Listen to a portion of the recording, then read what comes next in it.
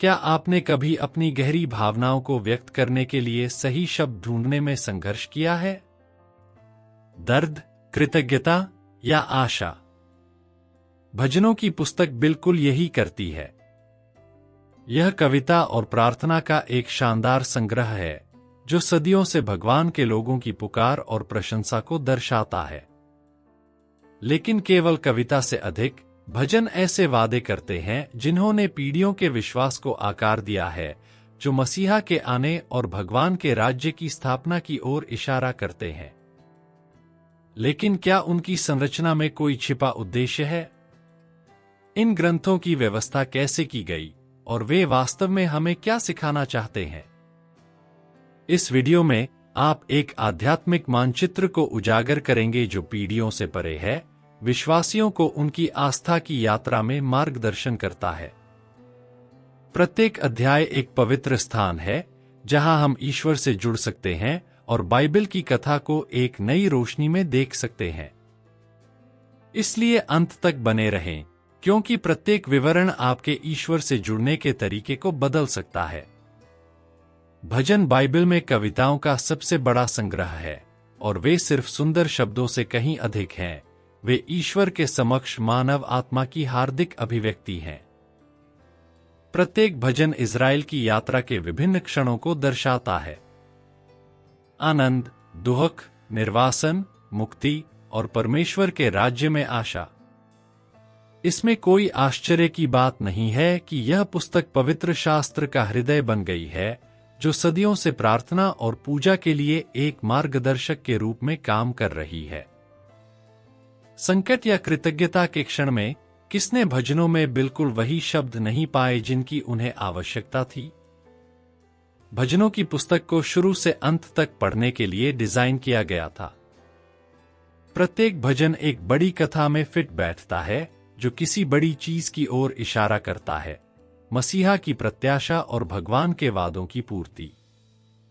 यह भजनों को पढ़ना न केवल प्रेरणादायक बनाता है बल्कि वास्तव में परिवर्तनकारी भी बनाता है।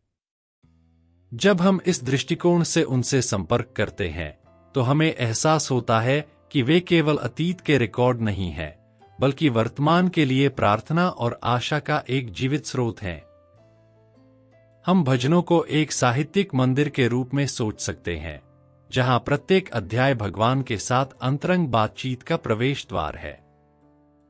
पाठक को इस पवित्र स्थान पर घूमने के लिए आमंत्रित किया जाता है ताकि वह यह जान सके कि डेविड, आसफ और अन्य लेखकों ने कविता के माध्यम से अपना विश्वास कैसे व्यक्त किया। यह पुस्तक हमें न केवल प्रार्थना करना सिखाती है, बल्कि जीवन के हर पल में भगवान को कैसे देखना है यह भी सिखाती है।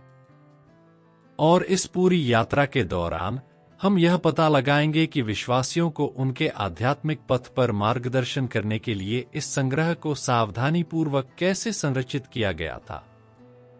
भजनों की पुस्तक 150 हिब्रू कविताओं का एक प्रभावशाली संग्रह है जो इज़राइल के इतिहास के विभिन्न अवधियों से प्रार्थनाओं, गीतों और प्रतिबिंबों को एक साथ लाती है। इनमें से कई रचनाएं गहरे दुख और निर्वासन के समय में लिखी गईं, जबकि अन्य स्तुति और मुक्ति की आशा के भजन हैं। स्तोत्रों का लेखकत्व विविध है। उनमें से 73 का श्रेय डेविड को दिया जाता है, राजा और कवि जिनका जीवन युद्धों और भक्ति से भरा था। लेकिन वह अकेले नहीं थे जिन्होंने इन्हें लिखा था। आसाप, कोरह के पुत्र, सुलैमान और यहां तक कि मूसा ने भी इस संग्रह में योगदान दिया। दिलचस्प बात यह है कि कुछ भजनों में लेखकत्व का कोई संकेत नहीं है, जिससे दिलचस्प सवाल उठते हैं। क्या उनकी रचना गुमनाम भविष्यवक्ताओं ने की थी? क्या वे गाने मौखिक रूप से सुनाए गए और बाद में रिकॉर्ड किए गए? भले ही उन्हें किसने लिखा हो, वे सभी ईश्वरीय प्रेरणा से युक्त हैं, जो ईश्वर के लोगों की लालसाओं और आशाओं को दर्शाते हैं। ये ग्रंथ यरूशलेम के मंदिर में संगीत वाद्ययंत्रों के साथ गाए गए थे, लेकिन इसका मतलब यह नहीं है कि भजन केवल भजनों की एक पुस्तक है। वे उससे कहीं अधिक हैं, मानवता और ईश्वर के बीच एक सच्चा संवाद। भजनों की सुंदरता उनकी विविधता में निहित है। न्याय के लिए पुकार, मुक्ति के लिए प्रार्थनाएं, पश्चाताप की हार्दिक स्वीकारोक्ति और उत्सव के गीत हैं। प्रत्येक भजन में इज़राइल के इतिहास और प्रभु के साथ उसके संबंध का एक अंश दिया गया है। आवाजों और अनुभवों की यह समृद्धि पुस्तक को मार्गदर्शन, आराम और ईश्वर के करीब आने का मार्ग चाहने वालों के लिए प्रेरणा का एक अटूट स्रोत बनाती है। भजनों की पुस्तक केवल गीतों और प्रार्थनाओं का एक यादृच्छिक संग्रह नहीं है। इसे पाठक को आध्यात्मिक यात्रा पर मार्गदर्शन करने के लिए सावधानीपूर्वक संरचित किया गया था, जो प्रतिबिंब से शुरू होती है और प्रशंसा में समाप्त होती है।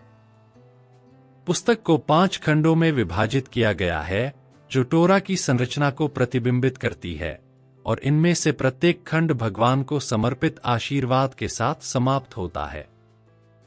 यह इस विचार को पुष्ट करता है कि भजन केवल ऐतिहासिक अभिलेख नहीं है, बल्कि विश्वास में एकता और वृद्धि का निमंत्रण है। इस 5 भागीय विभाजन से परे पुस्तक का एक आश्चर्यजनक निष्कर्ष है। अंतिम 5 स्तोत्र प्रशंसा का विस्फोट हैं। प्रत्येक की शुरुआत और अंत हेलेलुया शब्द से होता है।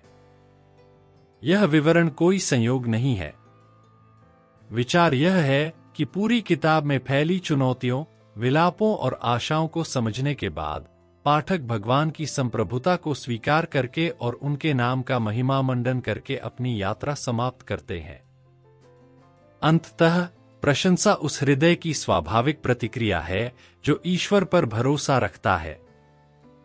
यह संगठित संरचना हमें भजनों के केंद्रीय संदेश को बेहतर ढंग से समझने में मदद करती है। प्रत्येक पृष्ठ इज़राइल के इतिहास में गोता लगाने के साथ साथ इसे हमारी अपनी आस्था की यात्रा से जोड़ने का निमंत्रण है।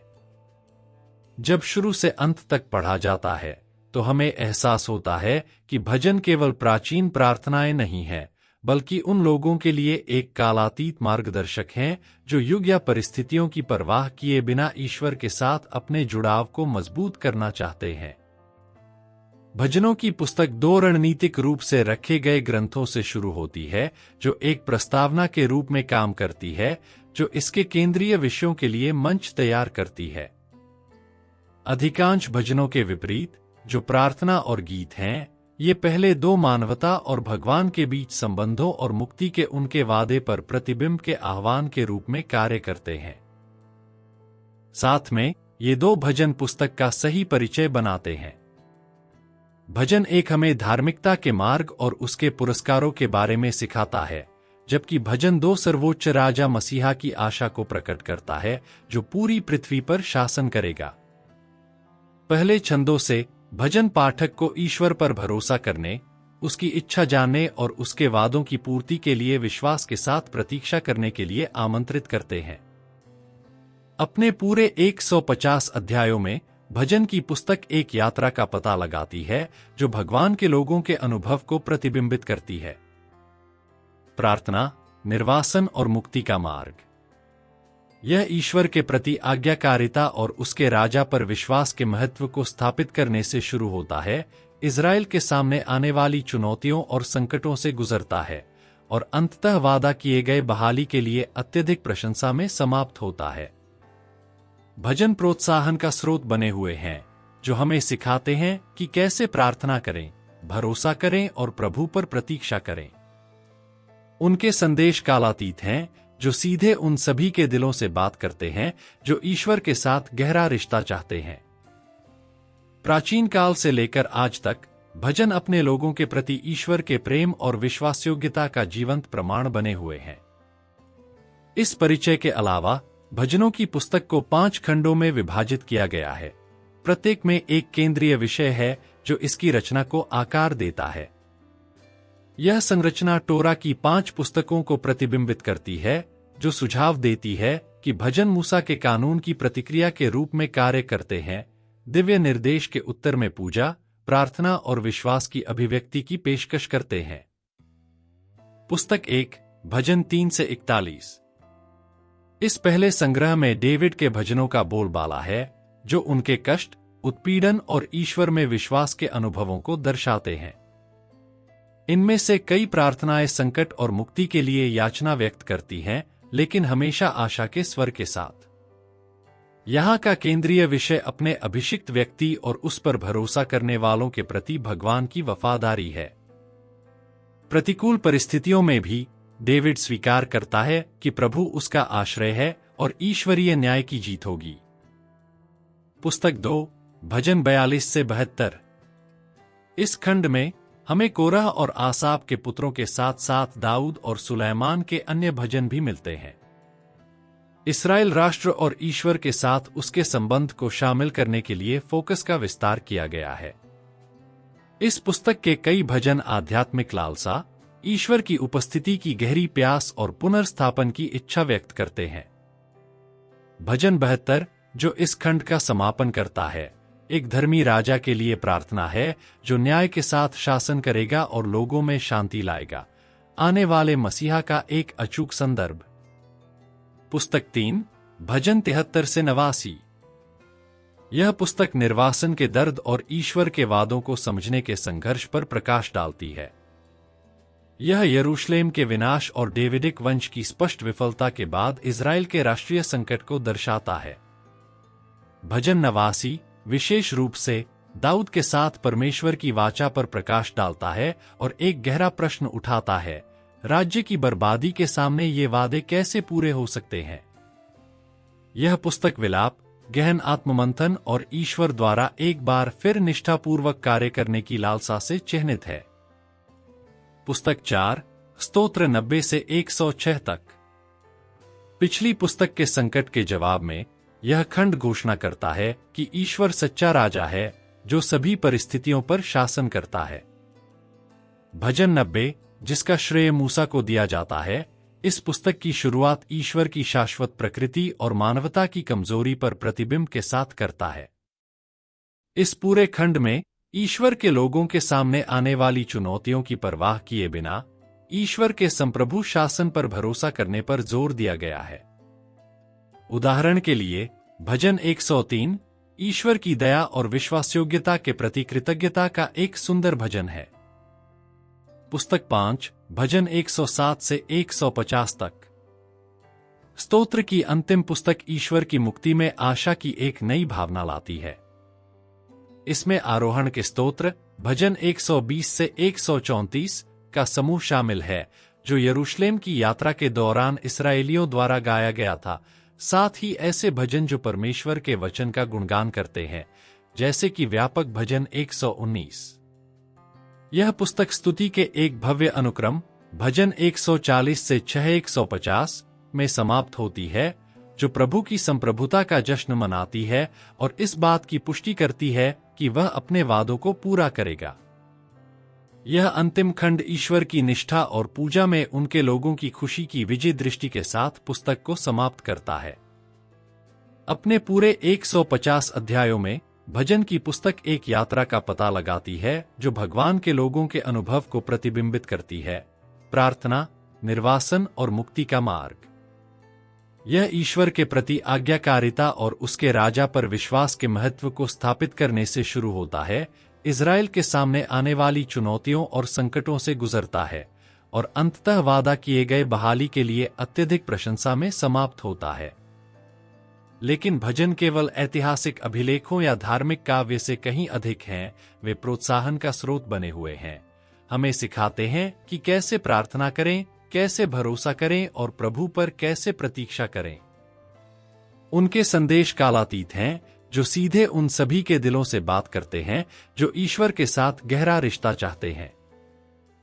प्राचीन काल से लेकर आज तक भजन ईश्वर के प्रेम और उनके लोगों के प्रति अटूट विश्वास का एक शक्तिशाली गवाह बना हुआ है। हम यह निष्कर्ष निकाल सकते हैं, भजनों की पुस्तक केवल प्रार्थनाओं और गीतों के संग्रह से कहीं अधिक है। यह विश्वास का एक जीवंत प्रमाण है जो पीढ़ियों से परे है। इसमें हम मानव आत्मा को पीड़ा और खुशी, निराशा और आशा में ईश्वर के सामने उमड़ते हुए देखते हैं। प्रत्येक भजन हमें ईश्वर के न्याय पर भरोसा करना और उनके वादों की पूर्ति की प्रतीक्षा करना सिखाता है। आप कैसे हैं? भजन आपके दिल से कैसे बात करते हैं? जीवन के संघर्षों के बीच क्या आपको उनमें आगे बढ़ते रहने की शक्ति मिली है? क्या किसी भजन ने कभी किसी कठिन क्षण में आपकी आत्मा को आराम पहुंचाया है? किस भजन ने आपके दिल पर सबसे ज्यादा असर किया है? टिप्पणियों में साझा करें, मुझे आपके विचार सुनना अच्छा लगेगा। और यदि आप इस असाधारण पुस्तक के गहन ज्ञान की खोज जारी रखना चाहते हैं, तो चैनल की सदस्यता लें और सूचनाएं चालू करें। आगामी वीडियो में हम प्रत्येक स्तोत्र के अर्थ पर गौर करेंगे, उन अंतर्दृष्टियों और संदेशों को उजागर करेंगे जो आपके मार्ग को रोशन कर सकते हैं। इसे मत गवाओ।